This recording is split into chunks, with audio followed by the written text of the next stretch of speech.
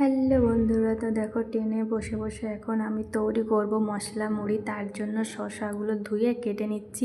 আর এই যে পেঁয়াজ বের করে দিল আমাকে, যে পেঁয়াজটাও ঢেলে দাও। তো একটা পেঁয়াজ নিয়ে এসেছিলাম বাড়ির থেকে, তো পেঁয়াজটা ঢালবো, তার জন্য আগে শসাগুলো কেটে নিচ্ছি। এই যে দেখো পেঁয়াজ দেখাচ্ছি আমার বরকে, যে দেখো এই যে পেঁয়াজ। উপর থেকে ক্যামেরা করছে, তার জন্য আমি বলছি দেখা যাচ্ছে তো উপর থেকে। এই যে একজন দেখো ক্যামেরার সামনে উঠে দাঁড়িয়ে পড়েছে, ভাবা যায়। আর একজন দেখো মুড়ি দেখছে, কোথায় মুড়ি রেখেছে, খুঁজে পাচ্ছে না মুড়ির বস্তা।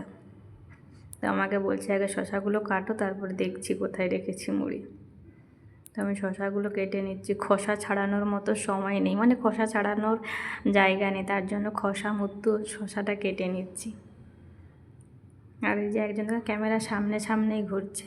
তো এখন আমার কমপ্লিট শসা পেঁয়াজ কাটা, তার জন্য দেখাচ্ছি। দেখো সব কাটা হয়ে গেছে, এর মধ্যে মুড়ি দেব।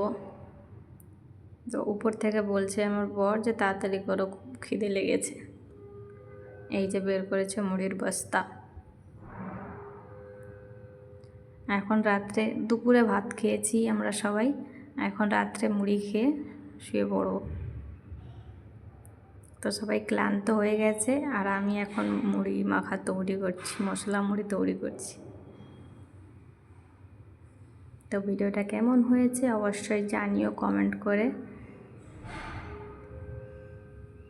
সারা দিনভর ট্রেনে বসে থাকা তো প্রচুর কষ্ট, তার জন্য বারবার বলছে তাড়াতাড়ি করো উপর থেকে, তার জন্য আমি দেখছি উপরে। চলো টাটা বাই বাই, আবার পরে দেখা হবে।